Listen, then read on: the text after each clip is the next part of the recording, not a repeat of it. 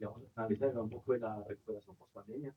Sabemos que, digamos, que la economía tiene como unos tiempos, digamos, en mostrar, digamos, esta evolución, ciertos comportamientos. Y parte de eso nace porque vemos que hay, digamos, ahorita una toma de posiciones, como ya lo mencionamos, los anteriores ponentes, en cuanto a, digamos, que las decisiones que están tomando a nivel legislativo y en todos los niveles de las políticas económicas, pero creemos que tiene un componente teórico y que era lo que inicialmente queríamos abordar, pues, digamos, queríamos referirnos directamente nada más a un tema de datos y de cifras y no tanto un tema de pensamiento. Yo creo que es algo que pues, sería lo ideal tratar de lograrlo, pero pues sin ahondar mucho eso porque no lo incluimos dentro del marco teórico, digamos que ya hay muchos planteamientos que digamos dan a entender que lo queramos o no, los investigadores tienen algún grado de sesgo, algún tipo de inclinación, a pesar de que, digamos, hay una cierta metodologías que tratan de profundizar, pues, como por buscar un resultado que sea lo más cercano a la parte, digamos, estadística o numérica, y no tanto como a las pensamientos de filosofía de carta, que ya vamos a hablar un poco el tema de los ingresos según los géneros, porque pues, me parece que ahorita es un tema que es bastante importante dentro de justo el momento actual. Se suponía que era una de las banderas de duelo de parte de por lo cual, digamos, decidimos incluirlo, y es que, digamos, que vimos en los datos que no hay, digamos, una relación eh, que, digamos, demuestre muy bien algunos cambios importantes, como ya el tema digamos que las mujeres están teniendo un rol muy importante en la parte académica, pero vemos que los resultados empresariales y la vida laboral no corresponden con ese crecimiento tan abrupto que tienen, digamos, a nivel educativo, especialmente en la educación superior. Y también un poco para nosotros es muy importante el tema del análisis de los ingresos en las áreas geográficas, porque pues, venimos como tal de Quindío y vemos que Quindío siempre hace parte de esas regiones en las cuales puntea siempre, afortunadamente, en términos de desempleo, y nos parece muy interesante que comencemos a analizar pues, como ese tipo de situaciones en las cuales hay que buscar como algún tipo de solución eh, para todas estas áreas que están un poco más alejadas de la capital, pues, que es donde estamos los de retos laborales. Pues, los objetivos serán realizar el crecimiento empresarial, la generación de nuevos empleos, nos apoyamos en la puesta integrada de hogares.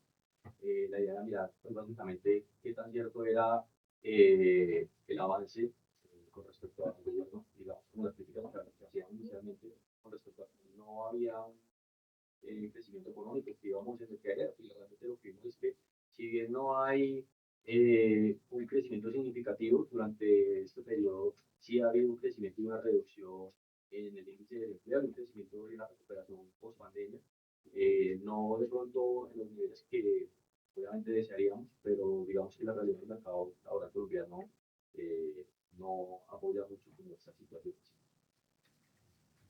Dentro de la metodología utilizamos un análisis cuantitativo, utilizamos datos estadísticos, básicamente pues, sacamos todos de la gran encuesta de hogares, utilizamos un modelo econométrico simple, eh, utilizamos una literatura donde abordamos algunos temas que nos parecen muy sencillos, pero que no dejan de ser relevantes como fue el tema de algunos experimentos en zonas como por ejemplo África, donde las zonas rurales digamos que comienzan a mostrar que la generación de estos empleos en todas estas zonas alejadas de las urbes son bastante importantes para poder darle una cierta dinámica y además para poder integrar como esas zonas más alejadas y también para poder, digamos, lograr que las mujeres tengan como ese protagonismo un poquitico mayor dentro de la economía, como pues, debería ser correspondiente según los niveles de educación que están logrando.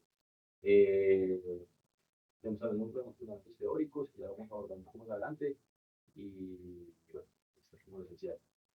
Dentro del marco teórico, miramos el tema de la teoría de crecimiento económico empresarial, reduciéndolo al aumento pues, de la generación de los bienes y servicios, pero también abordando un poco el tema de la innovación, que justo lo mencionó el profe al principio, pues lo va abordando mucho más profundo, y es el hecho de que si bien ahorita hay muchos retos y digamos que hay un miedo por esa creación de ciertos, digamos, campos, como por ejemplo la inteligencia artificial, la realidad es que, como lo mencionaba el autor con el cual nosotros nos apoyamos, es el hecho Bender, es que realmente la creación de estos nuevos mercados y la innovación, lejos de ser, digamos, una afectación, debería ser, es lo que vamos a hacer, ser una dinámica adicional a la economía. Es decir, no deberíamos tener miedo a las inteligencias artificiales porque eso, si bien puede que acabe con algunos empleos, también va a generar algún tipo de dinámica económica adicional que va a terminar generando algunas dinamizaciones diferentes a las cuales ya conocemos y generar algún tipo de empleo adicional,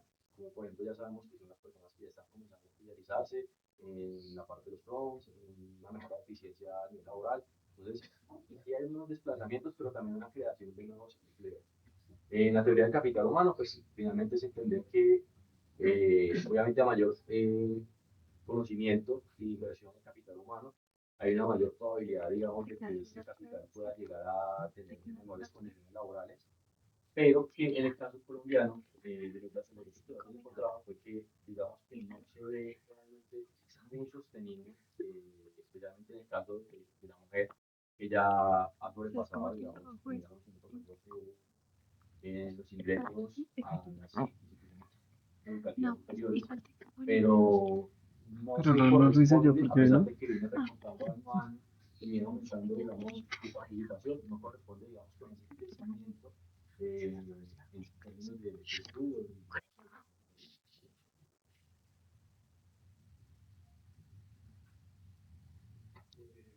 Bueno, mi intervención va a ser más que todo desde la parte de la metodología econométrica que utilizamos a la hora de analizar nuestros datos. Eh, pues nuestra investigación es un poco general, por eso en este momento utilizamos el modelo de regresión logística. En este caso utilizamos el modelo de regresión logística, ya que este nos permite analizar esta variable, esta variable binaria. Nosotros tenemos como variable eh, dependiente, dependiente eh, una pregunta, tomando referencia a empleados o no están empleados en el último mes de referencia. ¿Cómo lo utilizamos con la encuesta eh, eh, de los hogares? Eh, También les quería comentar que no utilizamos otro modelo econométrico, pues ya que pues, al ser un modelo general, muchas personas podrían decir que podríamos utilizar modelos de regresión lineal, más de uno con dos o de eso, pero entonces estos que analizan variables continuas. Al, al yo utilizar un modelo como este, estaría violando las preguntas de correlación y homogenicidad. Entonces, por eso lo hicimos de una manera más general con este modelo, eh, ya que pues hay muchas personas, ahorita escuché una intervención en la que nos decía que, pues, que había muchos factores, muchas variables que han dejado por fuera a la hora de los anteriores estudios. Pero entonces, que nosotros no nos quisimos meter así específicamente en las variables que pues, utilizamos, por eso utilizamos una de las variables fue eh, la zona geográfica, la zona en que ubica, y la otra, el sexo al nacer, porque pues ahora hay muchos, por eso los de sexo al nacer, porque ahora eh, hay muchos tipos de sexo, no sé cómo llamarle a eso. Pero para profundizar un poquitico más lo que mencionó el compañero, es que digamos que utilizamos un punto que es importante y digamos que era la gran parte de la encuesta en la que abordaban si en el último mes, que como mes de referencia utilizamos siempre el mes de diciembre para hacer un análisis 22, 23 y 24, se habían encontrado el trabajo, ese se utilizó como la variable independiente, y ahí después, digamos, la correlación que tenía con el área de ubicación de las personas, el sexo, porque sí encontramos una gran relación en cuanto a la efectividad para que la persona pudiera realmente lograr ese empleo. Y pues dentro de la encuesta es una variable pues, binaria porque solamente está compuesta por sí o no, un y dos no más, entonces por eso se tomó esa decisión. También digamos que miramos un poco la implicación que tenía la tasa de desocupación, pues teniendo en cuenta que Colombia es un país bastante informal, inicialmente teníamos un pensamiento de que esa podría llegar a ser una variable con algún tipo de incidencia, con un país donde la rotación suele ser tan grande y digamos que no hay una estabilidad real laboral. Algo como lo que ya había mencionado pues, anteriormente, Colombia pues, sigue siendo un país que no tiene unas garantías laborales realmente efectivas. Más adelante también vamos a abordar, obviamente, si no se garantiza lo mínimo, mucho menos se podría garantizar cosas como los beneficios de las primas. Más adelante hay una gráfica con respecto a eso, pero igual lo quisimos tomar en cuenta como para ver qué tipo de incidencia tenía o cómo podía de pronto más o menos impactar dentro de lo que queríamos tratar de ver en el estudio.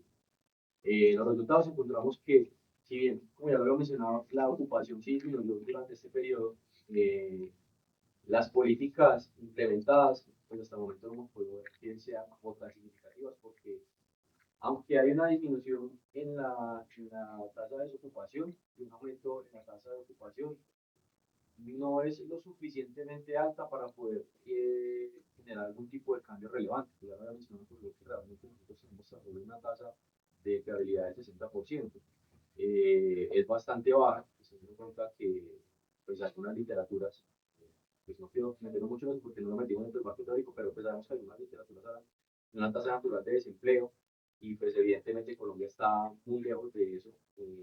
Tenemos unos mercados que no tienen la capacidad de absorber toda esa población y no solamente, y digamos que está en todos los ámbitos, no solamente está en, digamos, los campos donde pues tiene un nivel de rotación más alto, por ejemplo, en el caso de nosotros, es muy importante mirar la parte del área porque pues el Quindío sigue siendo muy agrícola y vemos que año a año se viene, digamos, generando una disminución dentro de la masa poblacional de todos los municipios y no existe una forma realmente de poder absorber ese tipo de oferta.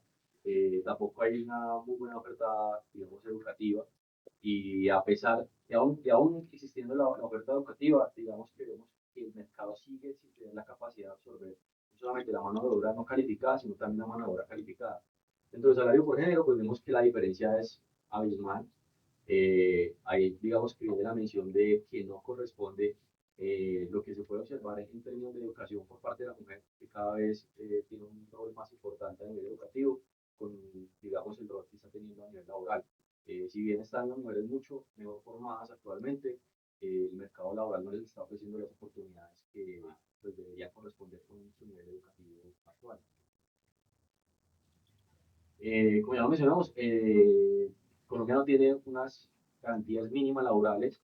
Un ejemplo de esto es, por ejemplo, las primas. De hecho, no se alcanza a ver, primero ustedes no alcanzan a ver la diferencia, pero básicamente las dos gráficas que aparecen ahí son dos gráficas de barras muy sencillas, donde se ve acá las empresas que no ofrecen prima versus las empresas que sí ofrecen prima. Pues la diferencia es absurda.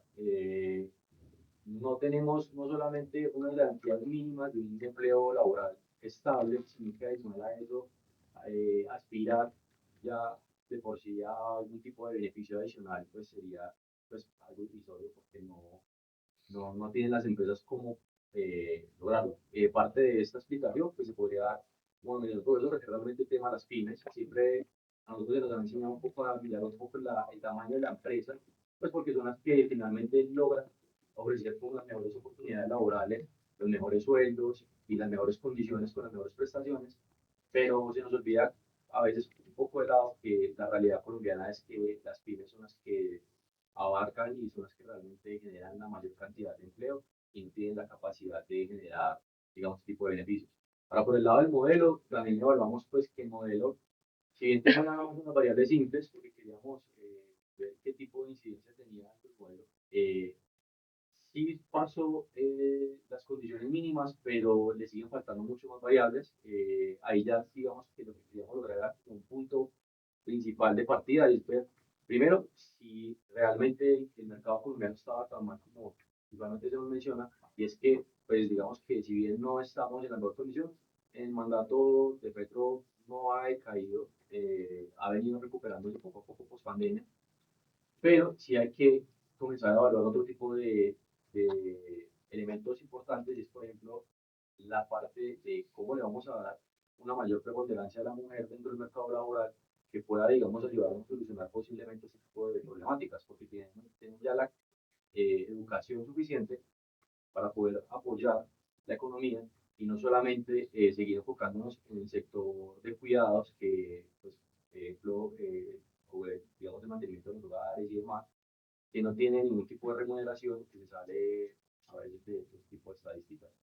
También vimos que la parte de la tasa de ocupación, pues dentro del modelo nosotros no tuvo ningún tipo de impacto, pues el impacto fue prácticamente solo, no fue determinante, entonces no vimos como algún tipo de importancia allí, digamos que meter un poco más variables, pero logramos lo que nosotros queríamos ver, era ver qué tipo de impacto había tenido en términos de las empresas, en términos de la creación de empleos y qué relación tenía esto con el nivel de educación, si realmente estaba siendo, eh, digamos que uniforme en términos de ocupación y ocupación, realmente y educación no vimos que correspondiera en el mercado laboral, que dice que tenemos que comenzar a empezar mucho más variados.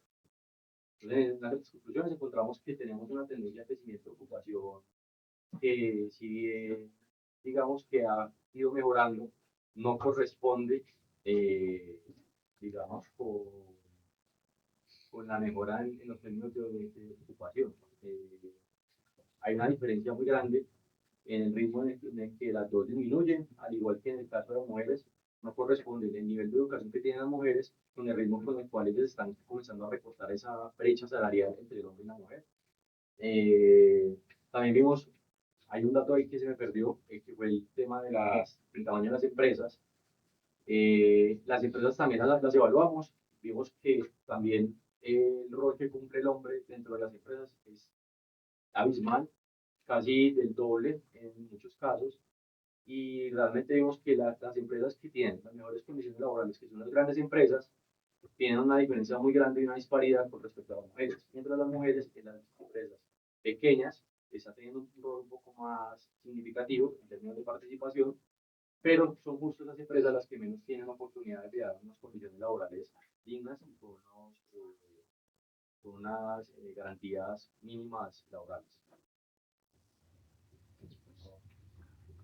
Bueno, para terminar, se nos había pasado algo, es que, pues, como todos lo saben, la encuesta integrada del hogar solo toma 317 hogares. Acá nosotros aplicamos un factor de expansión, que en el término econométrico se le llama un merge de sesgos. ¿Para qué se hace eso? Para evitar la exportación de los datos, ya que nosotros queríamos tomar toda la población colombiana, no solo los 317 hogares. Y pues esto lo hicimos mediante este modelo.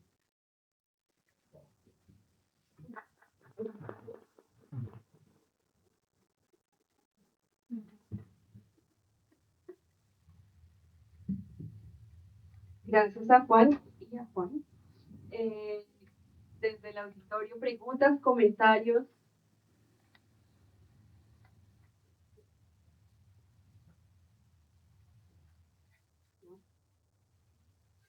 Bueno, entonces les agradecemos su presentación. A continuación recibimos a los investigadores Andrés Aristizábal, Sidney Bermúdez y Gustavo Ríos de la Universidad del Quindío, quienes nos hablarán sobre las brechas en la calidad del empleo en Colombia con un enfoque regional y de género.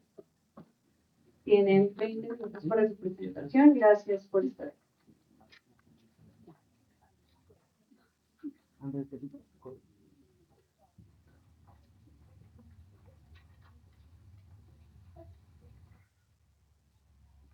Muy buenas tardes. ¿Me pueden escuchar bien ahí? No hace falta que tenga el micrófono. ¿Mejor micrófono? Bueno, muy buenas tardes. Mi nombre es Indey Bermúdez Agudelo. Junto con mi compañero Andrés Aristizábal, nosotros vamos a presentar el artículo La calidad del empleo en Colombia, un análisis sectorial y regional por género en 2023. Bueno, el contenido para hoy, pues partimos del propósito que tuvo esta investigación. Posteriormente se va a presentar algo de la fundamentación teórica para continuar con la estrategia empírica que diseñamos para obtener los resultados. Cerramos con las conclusiones y parte de la bibliografía que implementamos. Entonces, como les mencionaba, pues el propósito de esta investigación fue evaluar la calidad del empleo en Colombia por regiones y realizando una diferenciación por género durante el año 2023.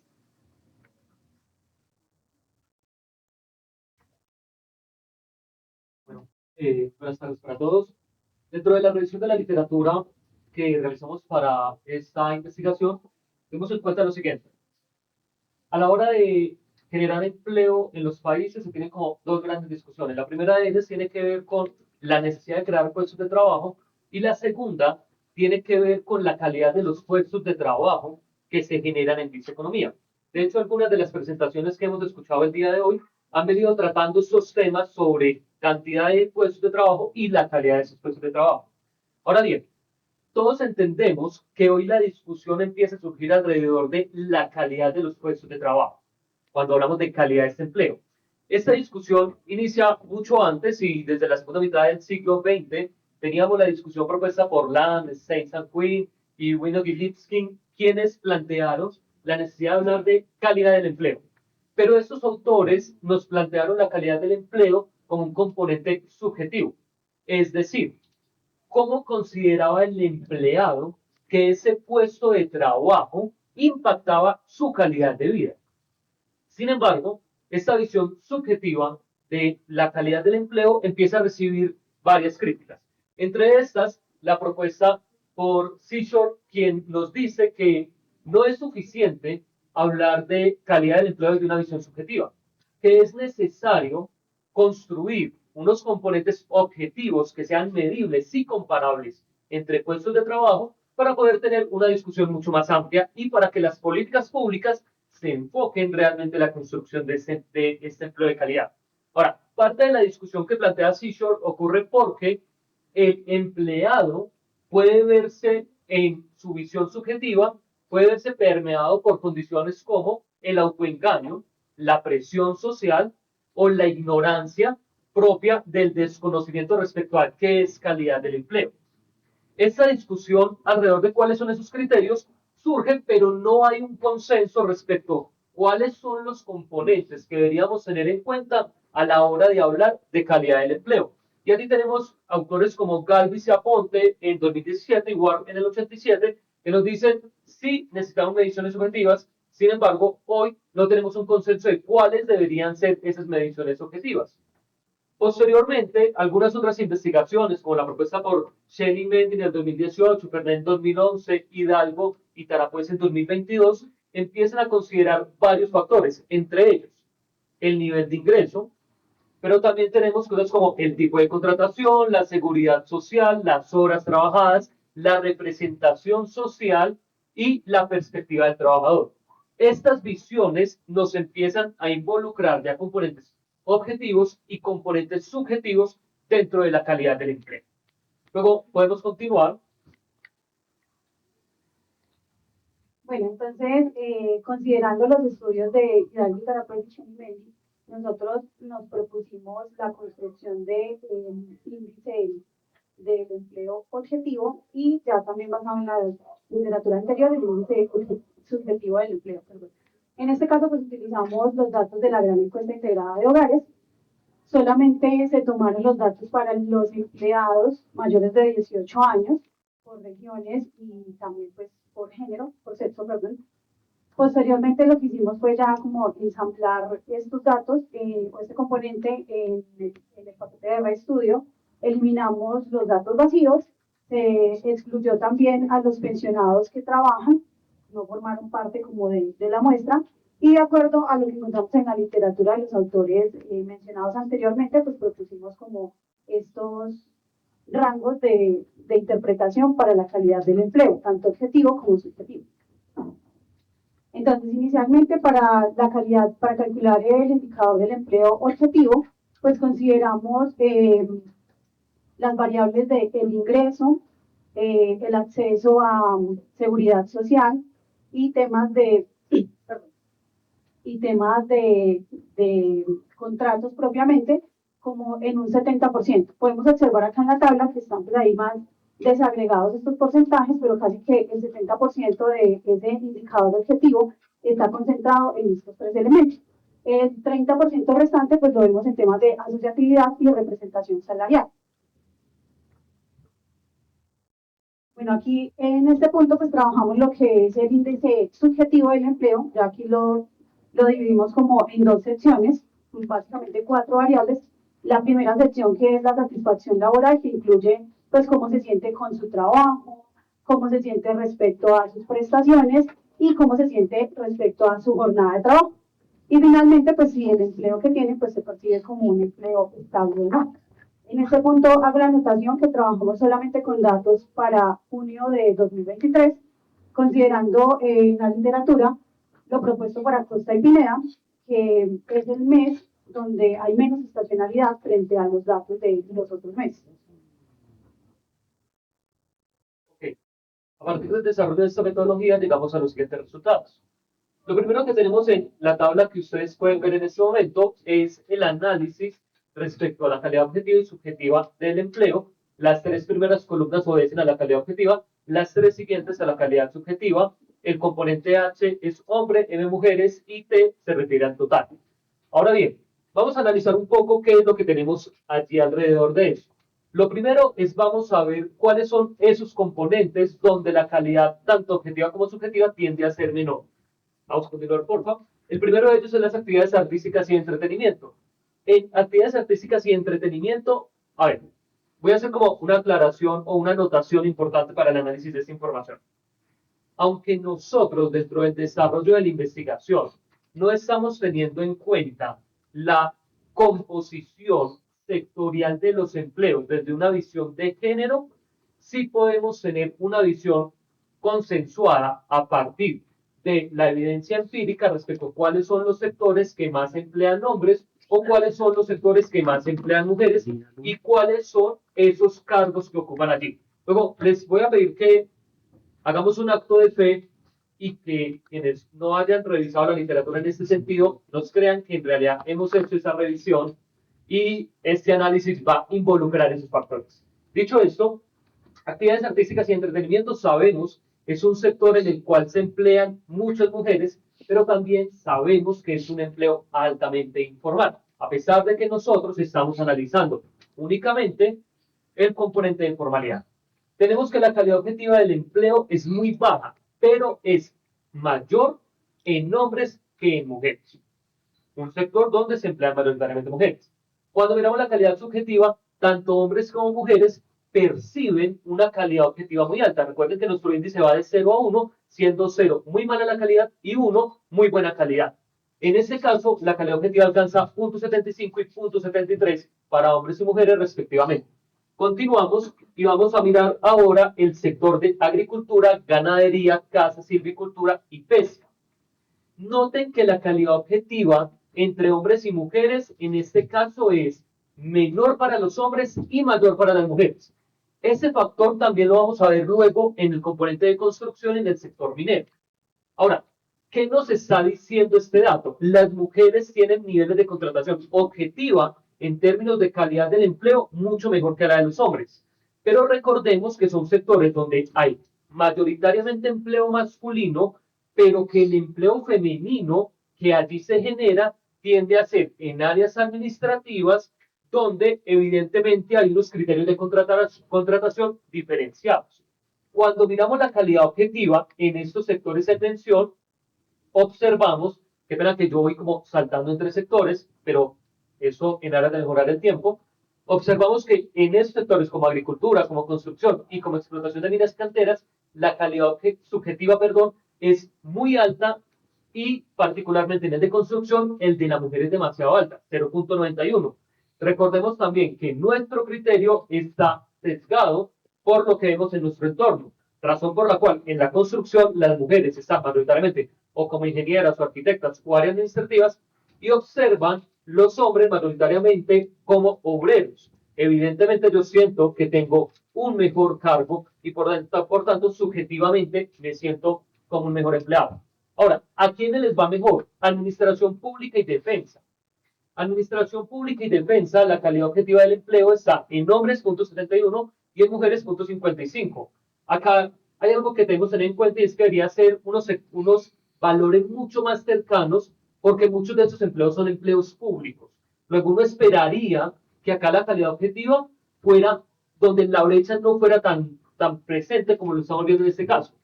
Y en términos de calidad subjetiva, pues evidentemente es mayor. ¿Quién más le va bien en ese sentido? a la explotación de minas y canteras con 0.44, como lo mencionaba hace un rato, pero adicionalmente debemos tener en cuenta algo. Ahí tenemos un factor que está subrayado como en negrilla, que es actividades profesionales científicas y técnicas. Un sector donde muchos de los que estamos acá nos vinculamos o esperamos vincularnos algunos, y lo que vemos es que la calidad objetiva del empleo es relativamente baja, pero que existe además una brecha de género entre hombres y mujeres a favor de los hombres.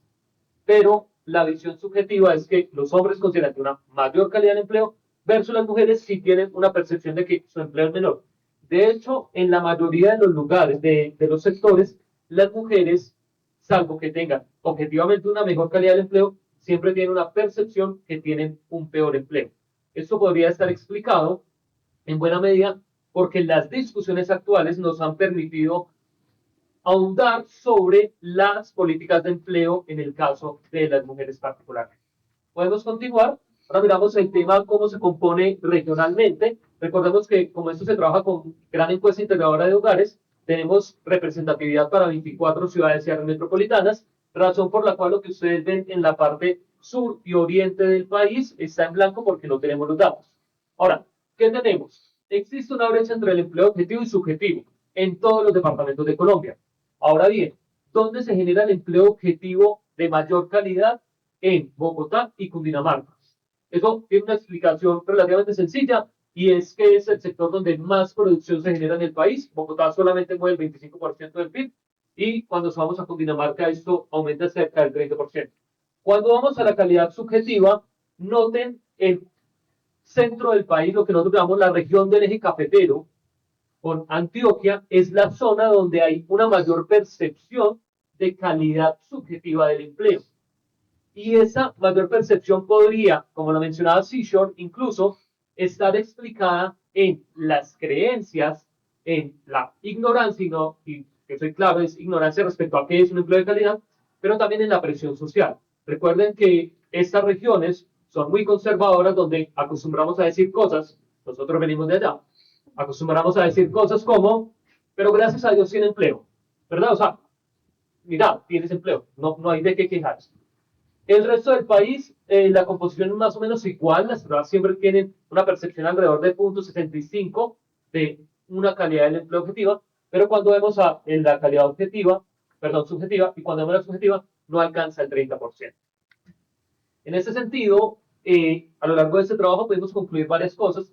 La primera de ellas es que existe una brecha entre la calidad objetiva y subjetiva a favor de la calidad subjetiva y que eso es coherente con lo propuesto por Seashore y que podría estar explicado, como lo hemos mencionado en esta presentación, por factores como el autoengaño, la presión social, la ignorancia o incluso la conveniencia.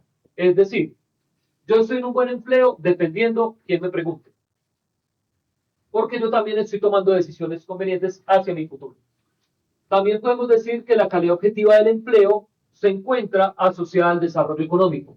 Esto es, aquellos lugares con mayor nivel de producción, con empresas más grandes y más formales, pues tienden a generar empleos de mayor calidad, versus regiones donde hay menor presencia de la producción económica, se tienden a generar empleos de menor calidad. Bueno, y finalmente, dentro de estas conclusiones también encontramos lo que ya había dicho mi compañero en la presentación, y es que efectivamente, dependiendo de la rama de actividad económica, pues los contratos son diferenciados.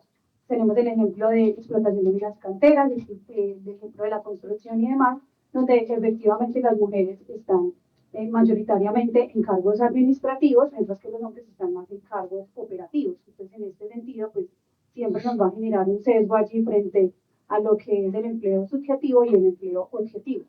Y finalmente, pues también vemos que esta brecha que se da entre el empleo objetivo y el empleo subjetivo, pues también no solamente nos la encontramos por ramas de actividad económica, sino también claramente, como mencionó mi compañero, por el tema de las regiones. O sea, realmente, si nos vamos a ver los datos ya para lo propuesto por Chen y Mendy y Hidalgo y Tarapuez, podemos observar que realmente el empleo objetivo en Colombia, el índice de empleo objetivo en Colombia, pues realmente no es muy alto. O sea, está más o menos en un medio alto, pero pues no está muy alto para todas las ramas ni para todas las regiones. Es decir, que la calidad del empleo en Colombia pues realmente puede mejorar bastante. Sin embargo, cuando preguntamos desde la percepción, o sea, cómo se siente, cómo está su frente a su empleo y demás, pues ahí sí ya tenemos digamos, esas evidencias desde la teoría de lo que proponía Sishon y es el autoengaño, ¿no? Entonces, pues yo creo que mi trabajo es bueno. ¿Y por qué? Pues sí, tengo un contrato, está a término fijo todo el año, me lo renuevan, pero ¿cuántas horas está trabajando? ¿Y cuánto tiempo realmente? Creo que la presentación del profe Miguel también hablaba de ese salario emocional, ¿no? ¿Cuánto tiempo le está dedicando a ese empleo? Entonces eso realmente lo que hace es restarle calidad de empleo. Pero desde la percepción propia, pues uno se puede autoengañar y decir, no, pues es que tengo un mejor empleo.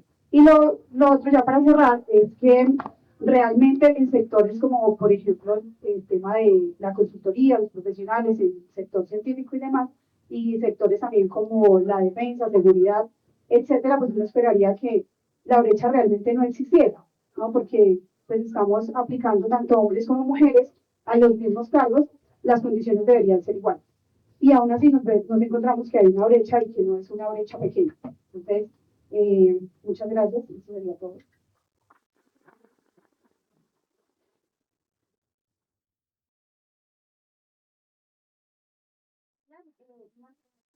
Acerca de la educación superior en el mercado laboral, un vínculo en tensión, el periodo del 2000 al 2003. La investigación fue realizada en compañía de mi colega Paola Medina, quien les habla Michelle Sosa, y un gran apoyo de parte de nuestro tutor y profesor, el profesor Ricardo.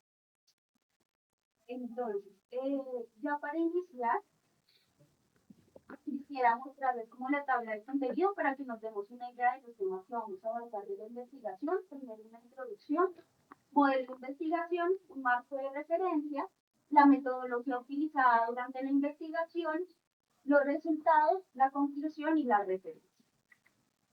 Perfecto, entonces iniciamos por nuestra introducción y es que como bien sabemos muchas de las personas que estamos aquí presentes, la educación superior en Colombia, a pesar de ser reconocida como un motor de desarrollo económico y generar una movilidad social, paradójicamente enfrenta un inconveniente que ha venido persistiendo desde el año 2000, si no es que desde antes, claro. Mientras que el acceso a la universidad se ha ampliado gracias a políticas del gobierno, gracias a programas que incentivan el acceso a la educación superior, las condiciones socioeconómicas y el mercado laboral aún no han logrado acompañar este crecimiento, resultando así en una sobreoferta de graduados que, lejos de poder mejorar sus perspectivas laborales y económicas, eh, están resultando en una precarización laboral. Este estudio lo que va a hacer a lo largo de la presentación es mostrarnos cómo la matrícula universitaria y el acceso a programas de pregrado y posgrado han impactado en el Producto Interno Bruto que representa el desarrollo económico del país, explorando la compleja relación que existe entre el ingreso en los hogares, el capital humano y las oportunidades laborales. Entonces, aquí nosotros propusimos un modelo de investigación que parte del supuesto que al aumentar el ingreso medio de los hogares, se genera un mayor número de matrículas en pregrado y por consiguiente también un número de matrículas de posgrado. Este aumento en las matrículas de posgrado lleva como consecuencia un aumento, es decir, tiene una relación directa con la producción intelectual medida en artículos de investigación y esto a su vez cómo afecta o cómo pega en el desarrollo económico del país medido directamente por el PIB. Ya como marco de referencia, para esta investigación decidimos cómo construir un marco de referencia que tuviese una cantidad y una como diversificación de perspectivas teóricas que conecten la educación superior, el desarrollo económico y las desigualdades sociales. Entonces, nuestro primer referente teórico para este caso es Paulo Freire, que en su obra Pedagogía del Oprimido hace una crítica directa a cómo el sistema educativo puede reproducir jerarquías sociales, perpetuando así la exclusión en lugar de transformar esa exclusión. Esta crítica podemos también reforzarla con ideas de Paulo Gentili, quien señala que las políticas neoliberales han ampliado, sí, el acceso a la educación superior, sin embargo, no han logrado modificar de fondo las estructuras de desigualdad, lo que genera al final una falsa sensación de inclusión. Boaventura de Sousa Santos, que por su parte aporta una visión crítica argumentando que efectivamente las universidades de alguna manera no deberían subordinarse al mercado laboral, porque esto podría generar que dejen de ser agentes de cambio social, sino que más bien se convierten simplemente en fábricas de capital humano que a la final es desechable. Ya desde una perspectiva un poco más económica, autores como Gary Becker, en su teoría del capital humano, destacan claramente la importancia de la educación superior en la productividad y el crecimiento económico, sugiriendo claramente que la formación puede mejorar la capacidad de los individuos para generar un fomento o para incentivar el desarrollo económico del país. Sin embargo, tenemos autores como Oliver Natzwig o Karl Marx, que advierten que esta expansión de la educación no puede traducirse únicamente, no necesariamente se traduce en una mejora de las condiciones laborales de las personas que de pronto ya cuentan con un título de educación superior, ya que la sobreoferta de trabajadores puede generar, en vez de una mejora, una precarización de las condiciones laborales para las personas que están cercanas o a graduarse o que ya cuentan con un título profesional e incluso títulos de posgrado. En este contexto, Adam Smith sobre la especialización y la división del trabajo refuerzan la idea de que la productividad y el crecimiento del PIB, refuerzan la idea de que la educación superior efectivamente puede incrementar la productividad y el crecimiento del PIB, pero el mercado laboral, para que eso se logre, el mercado laboral debe estar alineado con el crecimiento de las personas graduadas o de esta mano de obra calificada para que de esta manera se pueda aprovechar el capital humano. Ya para ir concluyendo con nuestro marco de referencia, tenemos estudios como el de Xiang en China y de Juca Martínez en Cuba, que resaltan cómo la expansión educativa puede generar una sobreoferta de profesionales que no encuentran ninguna correspondencia con las necesidades del mercado, exacerbando así las desigualdades económicas. Y aquí quiero hacer una pausa para que nos detengamos a pensar, y es que si al menos miramos el caso de Cuba, en Cuba existen casos de muchas personas que cuentan con un título de pregrado, incluso posgrado, que aunque se encuentran empleadas, no están empleadas en las áreas o llevando a cabo eso para lo que estudiaron. Un ejemplo, una persona que estudió medicina tiene una especialización, no sé, se me fue la palabra. Bueno, criminología. Exacto. Así tal cual. No la pronuncio porque sé que me vuelve a enredar. Ejerciendo una profesión como taxista. ¿Tiene algo que ver? ¿Hay alguna relación? ¿Está empleado? Seguramente las cifras podrían decir que está empleado, pero la pregunta es, y bueno, ¿y para qué estudió?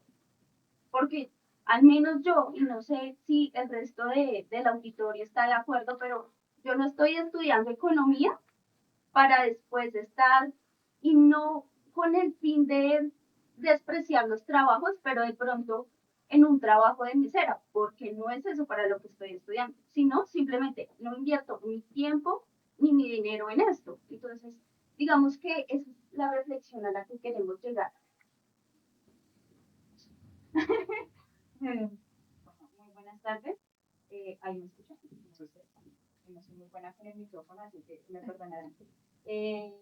Ya dejando como clara la parte teórica por parte de mi colega Michelle, vamos a adentrarnos un poquito más en el análisis de datos y los resultados que obtuvimos a partir de la investigación realizada.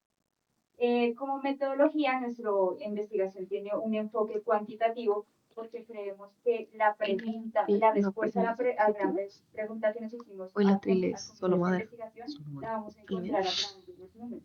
Por ejemplo, hemos extraído datos de tiene fuentes confiables como los son DANI, Banco de la República, el Sistema Nacional de Información de Educación Superior, entre otras, y con apoyo en herramientas econométricas vamos a analizar la relación que hay entre las variables. Entonces, en totalidad hicimos 5 análisis, un análisis profundo de las relaciones que hay entre las variables y vamos a exponer, digamos, las razones por las cuales hicimos estas relaciones y los resultados obtenidos. Bueno, en nuestro primer análisis quisimos analizar los ingresos medios de los hogares versus las matrículas de pregrado, porque creemos que nuestra hipótesis inicial es que los ingresos tienen un impacto significativo para acceder como a la educación superior. Cuando hacemos nuestros análisis econométricos, identificamos que efectivamente sí hay una relación directa y una relación muy fuerte entre los ingresos promedio de los hogares versus el número de matrículas de pregrado.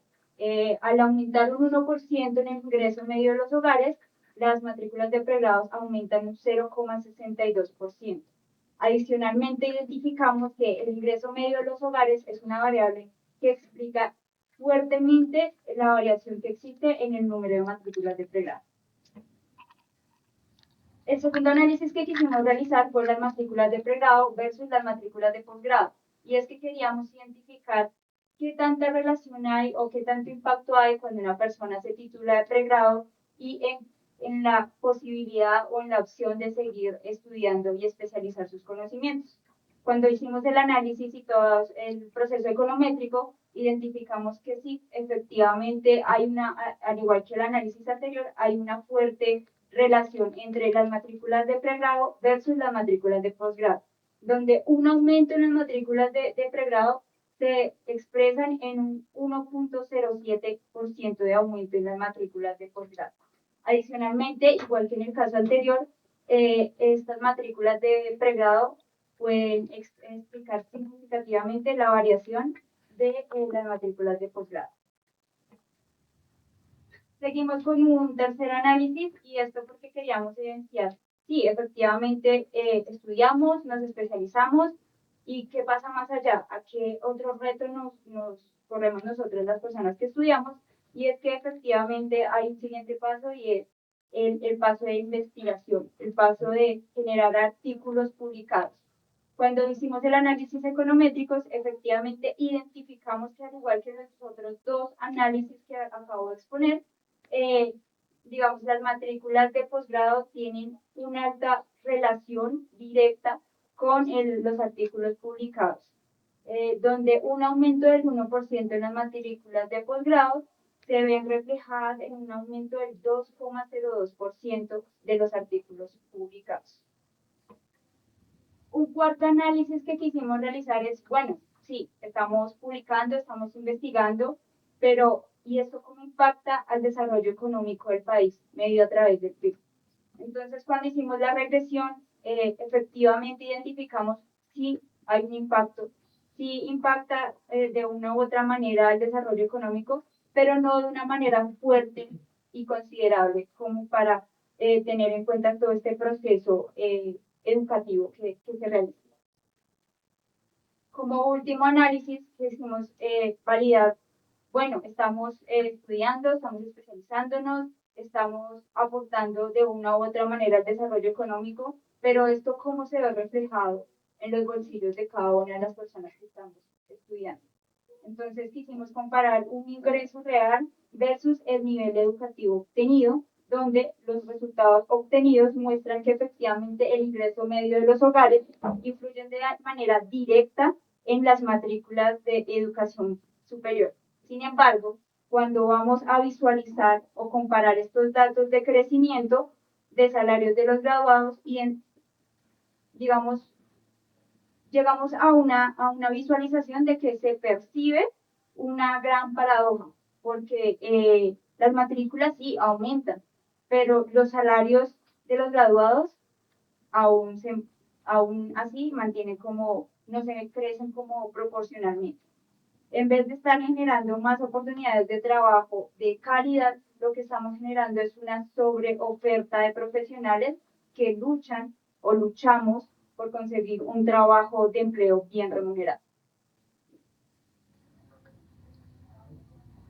Realizando estos 5 análisis, teniendo en cuenta la parte teórica que realizamos en nuestra investigación, llegamos a una conclusión donde tocamos 5 puntos. Los 5 puntos están distribuidos en esta y otra diapositiva, pero me quedo en esta y es porque llegamos a concluir que aunque el acceso a la educación superior en Colombia ha aumentado, su impacto en movilidad social y desarrollo económico sigue siendo muy limitado.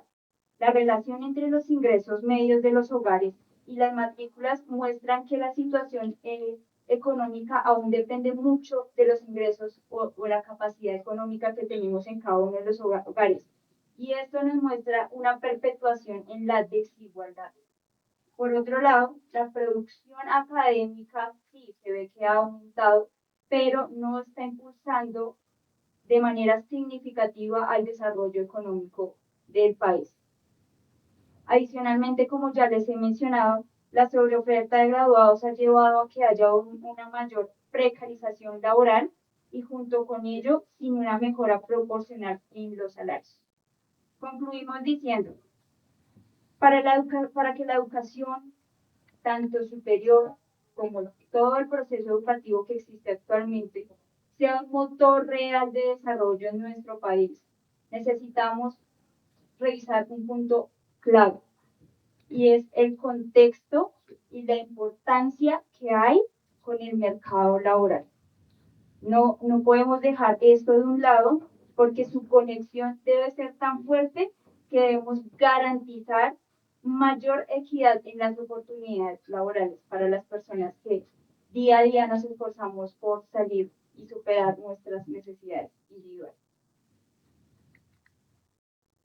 Bueno, ya para dar cierre a nuestra presentación, quisimos dejarle una pregunta al auditorio que les permita reflexionar y ir un poco más allá de lo que acabamos de hablar, y es cómo podemos reimaginarnos nosotros el sistema educativo en América Latina para que no solo se amplíe el acceso a la educación superior, que es lo que muchas veces los jóvenes peleamos y le exigimos al gobierno, sino que también se garantice que este acceso se traduzca en oportunidades laborales dignas y en una verdadera movilidad social. Entonces, contribuyendo de manera equitativa al desarrollo económico de nuestros países. Entonces, esa pregunta es para que cada uno se la lleve pues, en su cabeza y nos tomemos el trabajo de reflexionar al respecto y ver cómo cada uno también puede poner de su parte para ver si la situación de alguna manera mejora. Tiene 40 años de historia, es una organización enfocada en el desarrollo de información clave estratégica para organizaciones gremiales de diversos tipos, organizaciones de trabajadores, organizaciones de productores agropecuarios, de empresarios, organizaciones estudiantiles, entre otros. Y en esa labor tuvimos una revista que tiene más de 40 volúmenes, se llama Deslinde, y en nuestra página web pues van a ustedes poder encontrar todas nuestras investigaciones sobre qué estamos hablando, qué temas son de interés para nosotros y nuestros aliados estratégicos, entre otros. Uno de esos temas es el mercado laboral, y me voy a hacer acá porque para analizar el mercado laboral desarrollamos esta herramienta interactiva que pueden encontrar ustedes en nuestra página web. Entonces vamos a arrancar con algunos elementos de análisis de la situación del mercado laboral. Sé que hay ponencias que van a tocar algunos temas sobre los cuales voy a hablar. Luego me parece chévere que podamos empezar a tener conversaciones que son importantes para el país, sobre todo para lo que tiene que ver con el desarrollo económico de Colombia. Un elemento inicial que me parece importante destacar es que estamos viviendo un proceso de envejecimiento de la población. Es un proceso que está medido, que en los últimos años está mostrando indicadores, digamos, particulares, en el sentido de que estamos viendo un envejecimiento de la población más acelerado de lo esperado hace unos años. Acá podemos ver, con la información del DANE, las retroproyecciones y proyecciones de la población que se hace con base en los censos, cómo ha venido evolucionando la pirámide poblacional cuando la observamos cada 5 años. Estas son fotografías cada 5 años de cómo está la población organizada en grupos etarios. En la parte baja tenemos a los menores de 0 a 14 años. Es la población que en las estadísticas internacionales, en las estadísticas estandarizadas, es decir, las estadísticas que maneja el DANE, es la población que está por fuera de la fuerza de trabajo laboral, por fuera de la fuerza de trabajo. Después de los 14 años, a partir de los 15 años, ya los contamos como personas productivas. Tenemos en el 85 más o menos teníamos 6 millones de personas entre 15 y 24 años, y en la medida en que va envejeciendo, que se mira un grupo etario mayor, el porcentaje de participación o el grupo poblacional es más pequeño. Entonces vamos a mirar cómo ha evolucionado la pirámide poblacional cada 5 años. En el 90, si vamos viendo hacia el 95, acá me está molestando un poquito el mouse, vamos a ver el fenómeno de envejecimiento que corresponde a que en la parte baja de la pirámide, es decir, la población de 0 a 14 años empieza a reducirse proporcionalmente hablando. Y acá hay un elemento interesante, porque hay que ver la fotografía de cada 5 años nos muestra una cosa que tiene que ver también con un cambio que se está dando alrededor de las familias. Hace más de 40 años, el número de hijos por hogar estaba muy por encima de lo que está hoy, que es más o menos de 3.1 en promedio. Las familias se han ido haciendo más pequeñas, cada vez es más persistente el modelo de hogar unipersonal, eso también lo podemos ver en las estadísticas del DANE, es decir, cada vez hay más hogares compuestos por una sola persona o por una persona y un amigo, un familiar muy lejano, etc. La familia tradicional se ha venido reduciendo en Colombia, es decir, la familia biparental compuesta por padres e hijos cada vez tiene un menor peso. Y bueno, la proyección que tenemos es que este fenómeno continúe, que es un fenómeno que están viviendo distintas poblaciones alrededor del mundo y que en ciertos análisis se plantea como un fenómeno irreversible, como si fuera este el futuro que vamos a vivir, y es que en unos 15 o 20 o 30 años vamos a ser en Colombia un poco de ancianos y muy poco jóvenes, un poco lo que se está viendo con estas proyecciones. Y acá hay un elemento interesante y es que esto se puede modificar. Es decir, es cierto que las poblaciones tienen un proceso de evolución natural, de envejecimiento, dado cierto nivel de desarrollo, cierta madurez, etcétera, pero tenemos ejemplos en la historia en que esta pirámide y su modificación, su evolución, se puede malear, se puede modificar, se puede cambiar. ¿Qué ejemplos tenemos? China. China durante mucho tiempo obligó a su población a que solo podía tener un hijo, dependiendo de las necesidades que tenía. En ese momento veían que la población estaba creciendo a una velocidad que la economía no iba a poder soportar y decidieron tener una política para controlar la evolución de esta pirámide poblacional. Luego, hay que tener en cuenta un elemento inicial y es que esta es una realidad que podemos atender, que como humanidad podemos modificar, que es una idea que quería dejar porque no es tan común encontrarla. Repito, siempre nos dicen que esto va a ser inevitable y lo cierto es que va a ser inevitable si no hacemos nada. Continuemos acá. Pero es que el mouse está molestando un poquito.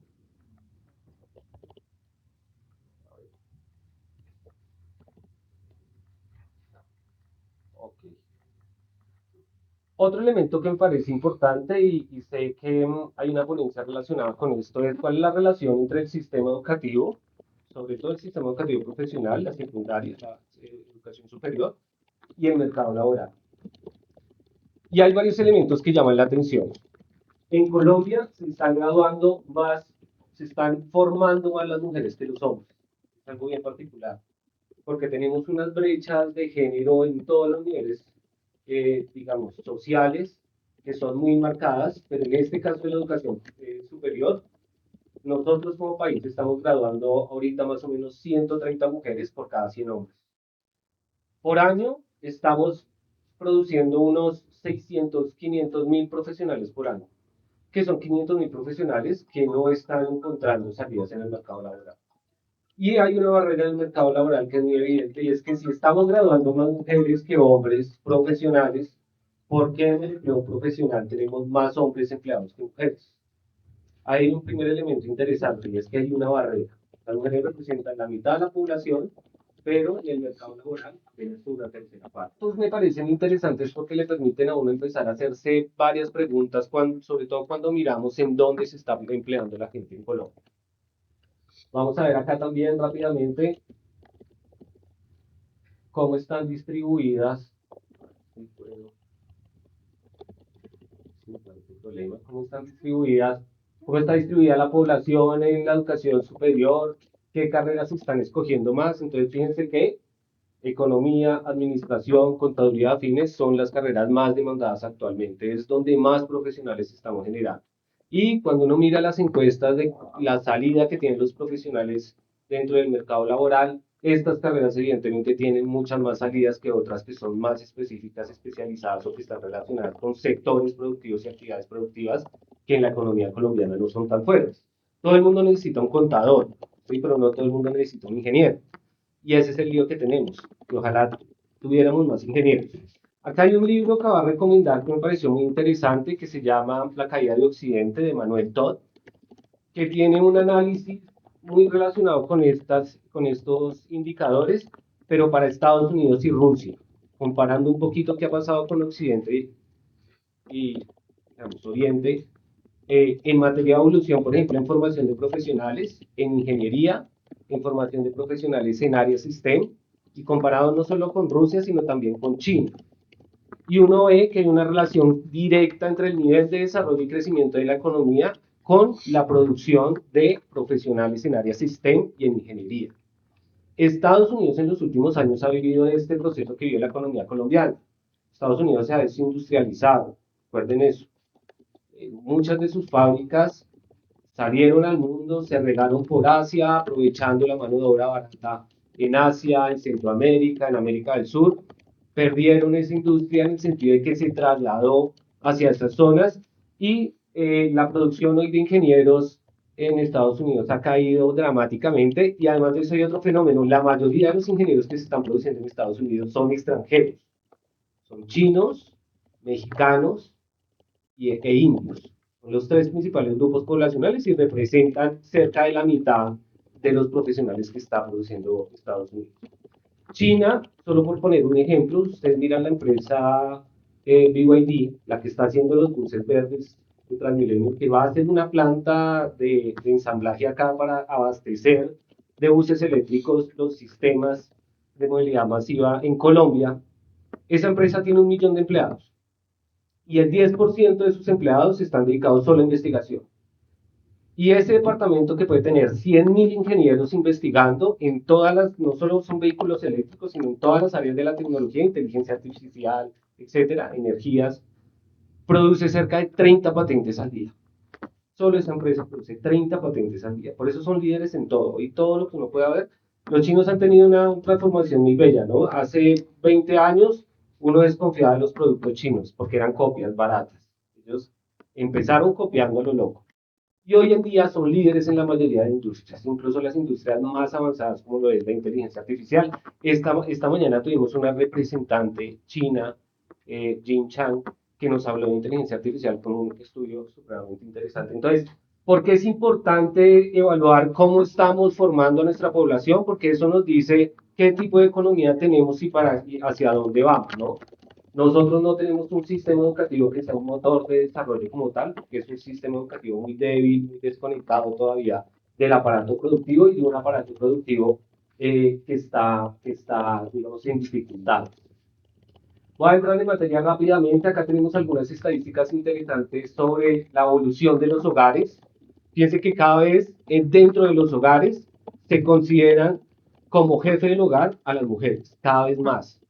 Esta es una pregunta subjetiva. Cuando el encuestador del DANE llega a un hogar y le pregunta quién es el jefe del hogar, el encuestador no le dice quién es el jefe del hogar, es el que más pone plata o el que toma las... Es una pregunta que la persona responde dependiendo de lo que se le ocurra en ese momento. Entonces muchas personas responden, por ejemplo, para muchos encuestados el jefe del hogar puede ser la persona que organiza el hogar, que toma las decisiones del hogar, lo administra, o la persona que pone los recursos del hogar. Y acá hay una evolución interesante y es que las mujeres cada vez son más reconocidas como jefes de hogar. Que nos plantea retos, ¿no? Nuevamente, porque si venimos teniendo un crecimiento y participación de las mujeres tan importantes dentro de la economía, digamos, familiar, ¿por qué todavía no logran entrar y vincularse al mercado laboral como lo hacen los hombres? Nuevamente podemos encontrar varias señales de por qué en la estructura económica del país. Vamos a ver si esto... Como diablos, pero voy a tratar de terminar rápido. Acá hay otro elemento que me parece interesante, que tiene que ver con la brecha, en un sentido, y es que acá estamos viendo la evolución de la población desempleada, que es la parte de abajo, la línea amarilla, la población ocupada, aquellas personas que tienen un empleo formal o informal, y la población por fuera de la fuerza del mercado laboral.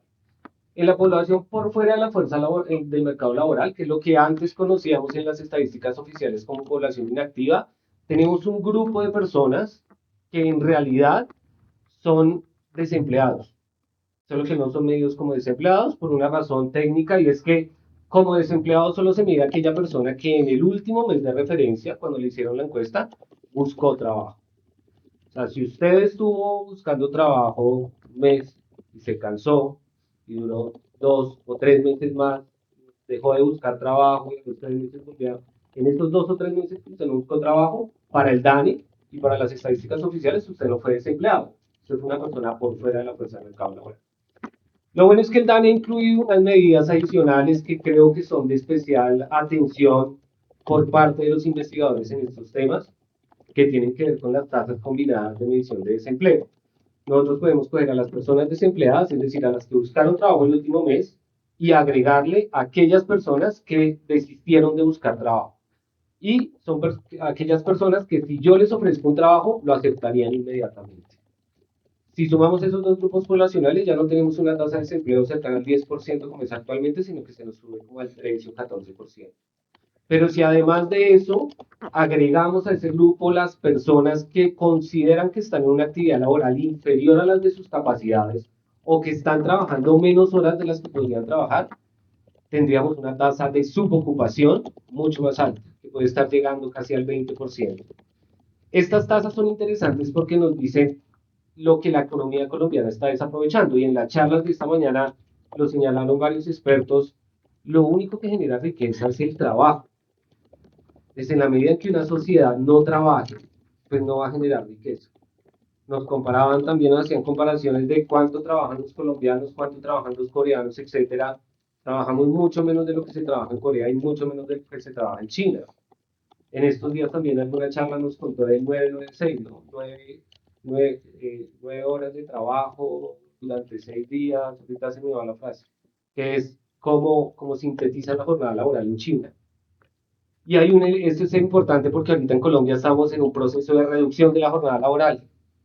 Y somos un país subdesarrollado, completamente subdesarrollado. Luego, creo que la política laboral no va alineada con las necesidades que tenemos. Varias cosas para analizar acá, pues si miramos entre hombres y mujeres, las diferencias son abismales. Los hombres en su mayoría están ocupados, las mujeres en su mayoría están por fuera de la fuerza laboral. Fíjense la línea roja, porque por fuera de la fuerza laboral están todas aquellas personas que se dedican a los oficios del hogar.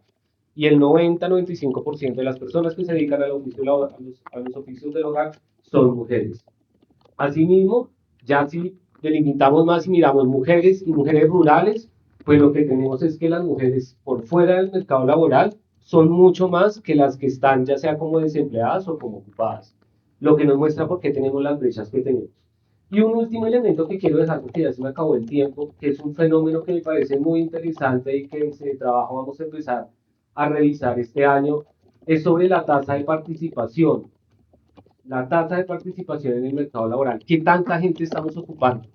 Hoy estamos ocupando en términos proporcionales la misma cantidad de gente que estamos ocupando hace una década.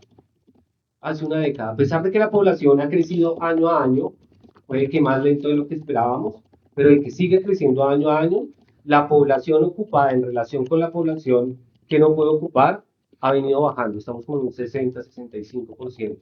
Y eso es muestra de que tenemos un sistema económico que no está generando empleo, que es el principal problema que tenemos y que nos genera todas estas brechas que se pueden observar en el visor. No me voy a extender más para darle paso a mis compañeros. Quería agradecerles a todos por haber participado en este congreso. Espero que haya sido de su agrado. Lo digo es porque ya estamos en la jornada de cierre. Muchas gracias por su asistencia y por su atención.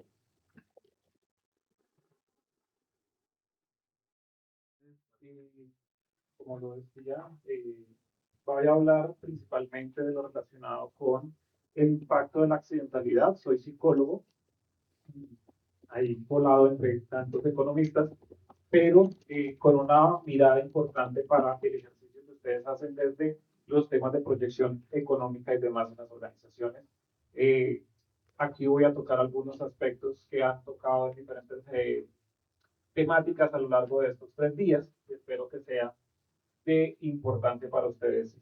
Mi especialidad, soy especialista en seguridad y salud en el trabajo, máster en dirección de personal y gestión empresarial y magíster en gestión estratégica de capital humano, actualmente representante de campo de psicología organizacional y del trabajo del Colegio Colombiano de Psicólogos Social. Actualmente, la situación de las organizaciones presenta varios elementos importantes y son que la accidentalidad, a pesar de que hay múltiples sistemas de gestión, múltiples situaciones, que ya las vamos a mencionar así muy someramente, tienen una accidentalidad significativa que afecta la capacidad productiva de las organizaciones. Las cifras laborales de accidentes laborales en Colombia, a pesar de todo el esfuerzo normativo que hay, Colombia es un país de muchas normas, aún se presentan siniestros viales, aún se presentan accidentes laborales dentro de las organizaciones, lo cual afecta la capacidad productiva, como ya vamos a ver más adelante en la proyección.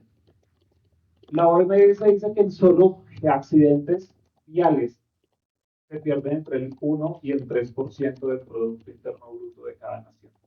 Entonces, es una pérdida significativa. Los costos del tratamiento médico, la pérdida de productividad, las personas que mueren o quedan en condición de discapacidad es cercano al 1% del Producto Interno, que en datos de Pasicolda son 9.47 millones de euros, lo cual es una pérdida significativa. Y adicional, cuando vemos una situación de accidentalidad laboral, tenemos que no solamente ver a la persona que se accidenta o que se enferma o que le pasa algo relacionado con el trabajo, sino que también al cuidador. En algún arte, en un texto, leía alguna vez que por cada persona que se discapacita, 2 más entran en condición de discapacidad por cuidar o por asistir a la persona, o se discapacita, por así decirlo técnicamente, por cuidar a la persona que pierde la capacidad de autonomía. Entonces, es un daño a largo plazo bastante grande. Las organizaciones cuentan con varios elementos para prevenir los factores de accidentalidades en las organizaciones como tal. Hablamos del sistema de gestión de seguridad y salud en el trabajo. Desde allí hay una modificación de la norma, la ley 1562 de 2012, cambia los programas de salud ocupacional, habla de sistemas de gestión, establece el decreto único reglamentario 1072 de 2015, no es único, Colombia se la pasa cambiando normas, ya lleva no sé cuántas modificaciones desde el 2015 a la fecha, pero es obligatorio para todas las empresas. Tenemos el Plan Estratégico de Seguridad Vial, que es reciente, pero siguen habiendo accidentes de tránsito donde se involucran trabajadores.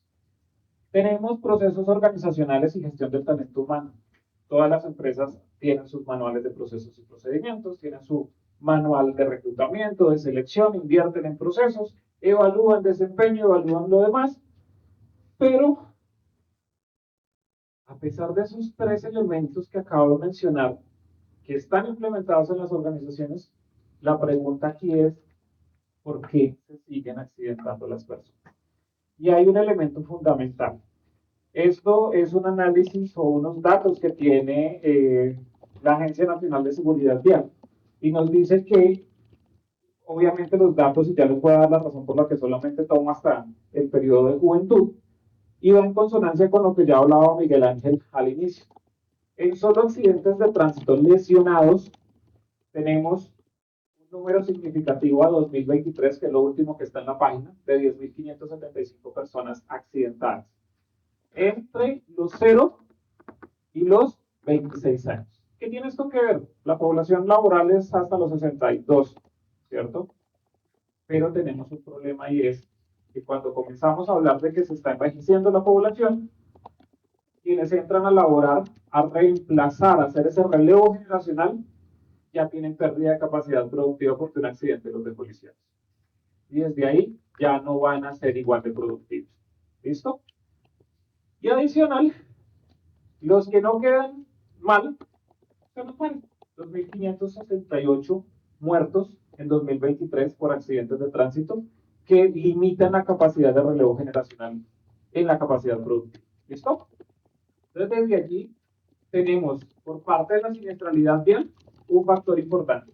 Uno, se nos pierde la capacidad productiva, y dos, quienes se involucran en factores de accidentalidad son trabajadores que también van a disminuir su capacidad productiva porque también quedan afectados y porque también se enfrentan a procesos legales y demás, y entra la organización como un tercero en un efecto colateral a ser afectado.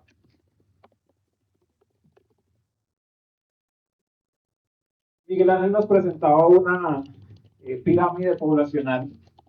Acá les presento otra que tomé de otra plataforma, de otra página. Pero si nos damos cuenta, lo venían hablando hace un rato de la disminución de la natalidad. Ayer salió en Portafolio, en Nación, que en la última década se disminuyó el 32% de natalidad, ¿cierto? En otra página, en otro diario leí que en el último año fue el 13%. Del 2023 al 2024 disminuyó 13% la natalidad. Es decir, no va a haber un relevo generacional en los próximos años que facilite esa capacidad productiva en las organizaciones. ¿Listo?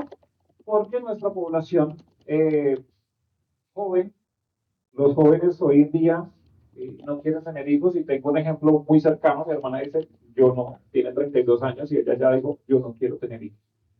Entonces, desde ahí afectan todos los ciclos vitales, afecta la disponibilidad de población en edad productiva, y cuando necesitemos que esas personas se pensionen, ya no va a haber.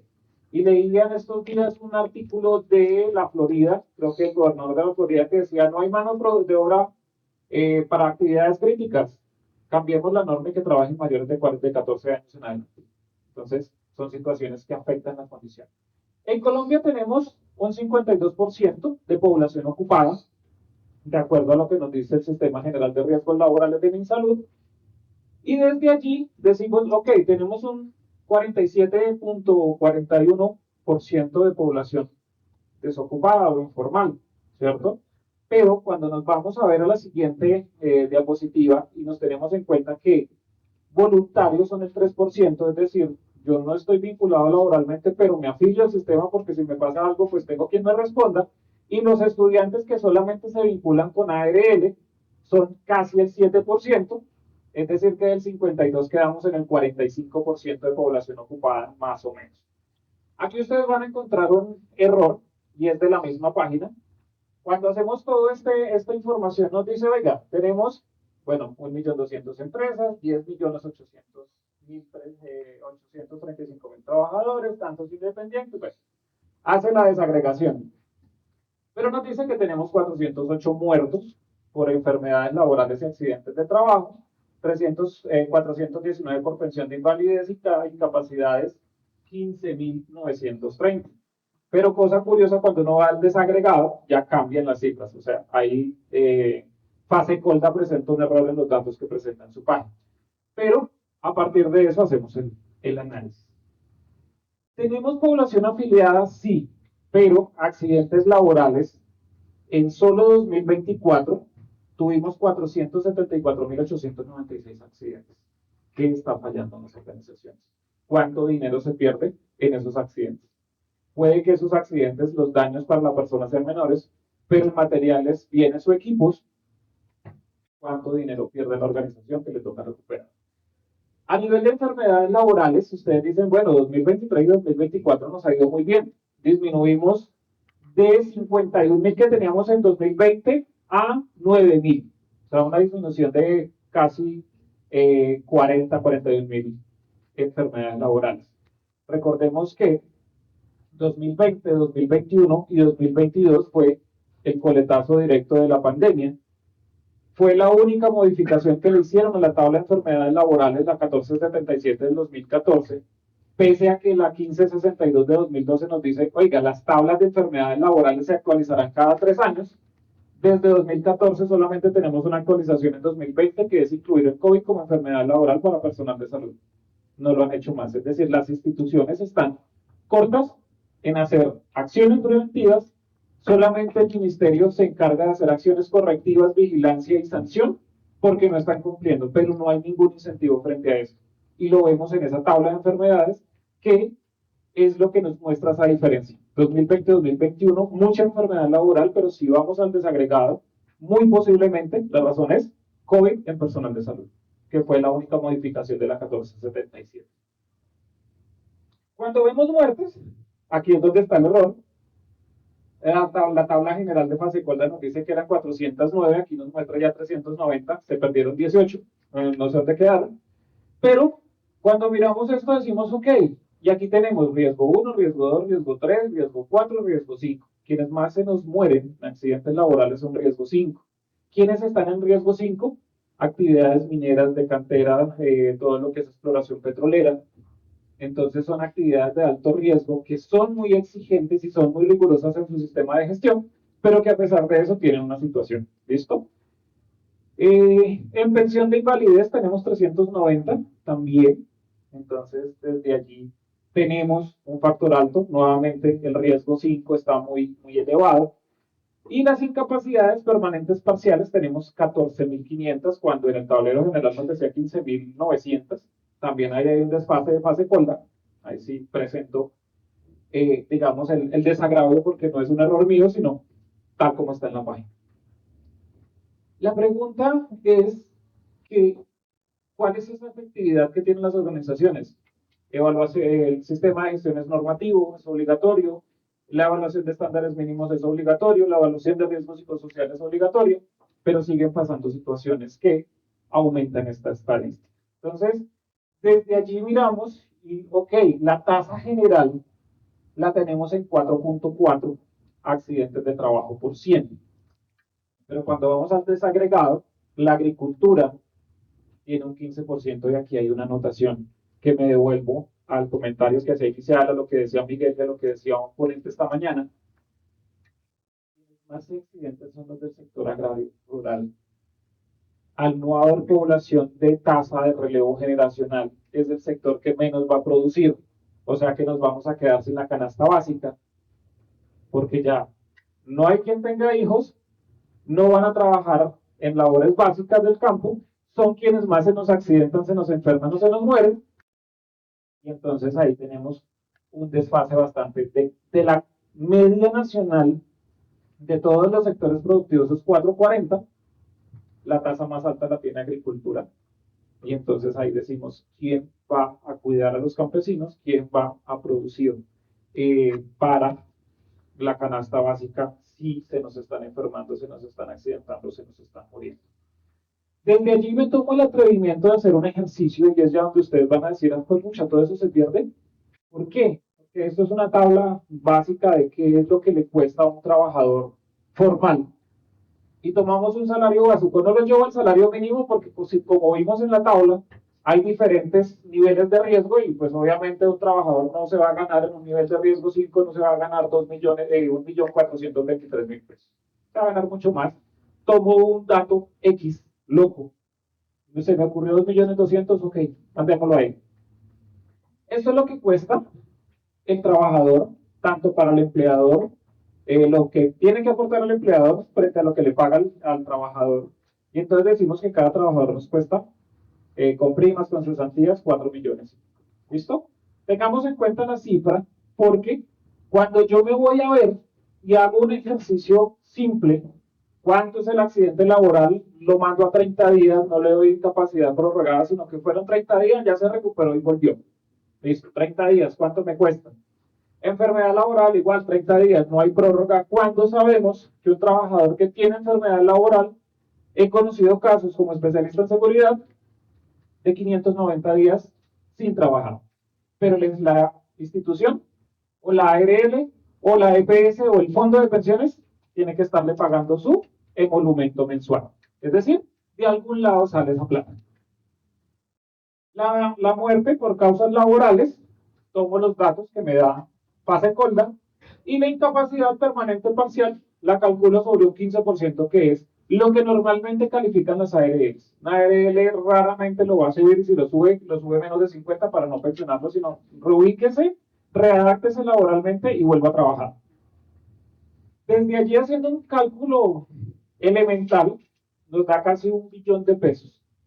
Piensen en los que se ganan 3 millones, 4 millones, 5 millones, quienes ganan mucho más, quienes tienen diferentes factores salariales. Ustedes van a decir, uy, madre, todo eso se pierde, y ahí es donde tenemos esa situación, y uno dice, bueno, devolvámonos a la diapositiva inicial, todo lo que hacen las organizaciones, ¿qué está fallando? Desde allí hay unas consecuencias para esta accidentalidad, y tenemos para las organizaciones el durante, y hablamos de baja productividad. Tengo 10 trabajadores, me quedan 9. ¿Qué hago? ¿Lo reemplazo? Pero el reemplazo no va a tener la experticia y no me va a dar el rendimiento que me da el que ya sabía. O lo dejo vacante y le cargo esa responsabilidad a uno de los compañeros, que me va a disminuir su productividad porque no me puede suplir los 2 puestos. Entonces, desde allí hay una pérdida económica para la organización, bien sea por supresión, por contratación personal temporal, sin que tenga la capacidad y la experticia. ¿Listo? Después, si no se me murió, va a volver a incorporarse, pero ya no me va a funcionar igual, porque tiene una limitación funcional. Si tuvo amputación, si tuvo pérdida de movilidad, ya el rendimiento no va a ser igual, ya muy posiblemente no va a poder trabajar en el mismo cargo, y me va a tocar hacer un proceso de readaptación laboral y reubicación laboral donde esté acorde a sus capacidades, y siempre me va a tocar contratar a una persona porque es un cargo crítico que necesita. ¿Listo? O en su defecto, venga, señor ministerio, autoríceme despedirlo porque no me funciona y se me genera un costo adicional que tengo que cubrir y no doy. Miguel lo decía, el 90% de las empresas, un poco más, son pymes, y una pyme pagando un salario por una persona que no está produciendo, que no está trabajando, pues le queda difícil. Les es más factible decirle al ministerio cuánto me toca pagar la indemnización y permítame hacer el despido autorizado, pero no lo puedo cargar a mi costo. Aquí hay un tema importante. En 2011 Villalobos nos decía que el problema de esta accidentalidad no se ubica solamente en la conciencia del trabajador sobre el valor de la vida. ¿Listo? Se ubica en eso y no en la cognición como conocimiento de información. ¿Qué hacen las organizaciones? Es que trabajo en alturas, tiene riesgo, tiene que utilizar la slinga, la línea de vida, tiene que utilizar no se le olvide. Si usted está en un sitio donde caen elementos, ojo, el casco, los elementos de protección. Ya. El trabajador no entra en la conciencia, conoce el riesgo, pero no entra en la conciencia del riesgo. Y tristemente, sobre todo en cargos operativos, lo he escuchado directamente de trabajadores, dicen, estoy afiliado, si me pasa algo, la empresa me paga o el seguro me paga. No me importa que quede lisiado, el seguro me paga, me indemnizan, me pensionan y demás. ¿Listo? Bajo eso, como parte del proceso de investigación en la universidad, parte del ejercicio que hago como empresa, es el diseño de instrumentos, y diseñamos una escala para evaluar factores de riesgo: impulsividad, toma de decisiones impulsivas; agresividad, que puede llevar a factores de conductas de riesgo; procesos atencionales, cumplimiento normativo y tendencia al consumo. Es una escala que se plantea ser incorporada dentro de los procesos de reclutamiento y selección para saber que el perfil que tengo enfrente es muy bueno, pero tiene factores de riesgo que prefiero decir, lo dejo pasar. O ya en personal vinculado, para identificar factores de riesgo en las 5 dimensiones, establecer planes de intervención, establecer cómo mitigar esos factores y hacer planes de intervención y capacitación. Tiene un proceso de validación previa, estamos en un segundo proceso de revisión con un número de trabajadores mucho más amplio. Esta primera evaluación fue con 506 trabajadores en Florencia Caquetá y lo que busca identificar son 4 perfiles: trabajador seguro, trabajador precavido, inconsistente y trabajador de riesgo. Desde allí, lo que se busca con esta organización, con esta evaluación, es uno, identificar factores de riesgo derivados del factor humano. López Mena de Chile, un psicólogo que trabaja factores de riesgo, tiene un artículo, creo que es del 2011, donde establece que esto se debería evaluar de los procesos de reclutamiento. ¿Cuál es el comportamiento del trabajador frente al riesgo para evitar ese tipo de factores en la organización? 2, identificación de necesidades de intervención en el personal, aquel que ya está vinculado. No pude hacer nada porque ya está vinculado. Aquí voy a evaluar, voy a intervenir acorde a los resultados que me identifican. 3, la resolución 2646 del 2008, que establece la obligatoriedad de evaluar riesgo psicosocial, nos establece que se deben tomar la evaluación de los factores intra-extra, laboral, estrés, debe evaluarse también personalidad y factores de estrategias de afrontamiento. La herramienta que tiene el Ministerio y la Universidad Javeriana no dan el alcance. Se plantea esta herramienta como complemento para evaluar factores de personalidad orientados a lo laboral, porque a veces se evalúan con un instrumento complementario, pero es un factor clínico, no laboral. Y esto pues nos servirá para tomar decisiones en procesos de reclutamiento y selección. Esto es lo que tenemos. Como estamos en un proceso de vinculación, de evaluación ya más a fondo, en una fase de evaluación final, si ustedes tienen organización y dicen, oiga, me interesaría evaluar a mi personal, me interesaría participar en ese proceso, es totalmente gratuito, se comunican conmigo, este es el número de la oficina, y le hacemos el proceso de evaluación. Si ustedes tienen psicólogo, se le asigna la evaluación a su psicólogo. Si no tienen psicólogo, yo la hago desde mi ejercicio profesional, con mi tarjeta profesional, y tienen una radiografía de cómo está su personal, cuáles son las posibles acciones de intervención, y fortalecemos este proceso.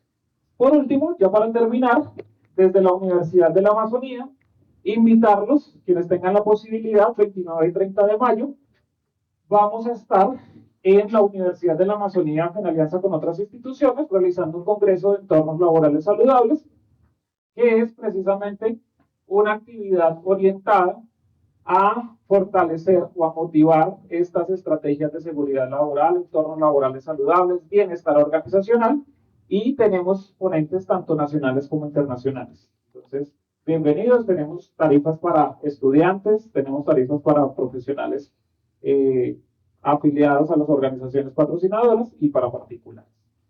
Eso sería todo. Muchas gracias.